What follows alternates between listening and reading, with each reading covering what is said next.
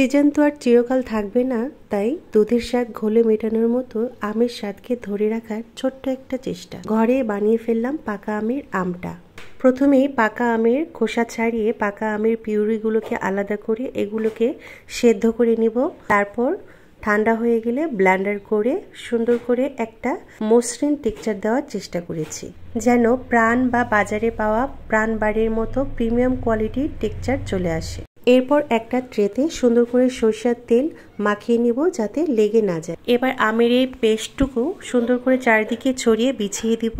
এবার এই ট্রেটাকে টানা রোদে কমপক্ষে 3 থেকে 4 দিন ভালোভাবে শুকাবো। আমটাকে যদি ভালোভাবে শুকানো না হয় তাহলে দেখবেন ছাতা পড়ে যাবে, তাই ভালোভাবে শুকানোটা অনেক বেশি জরুরি।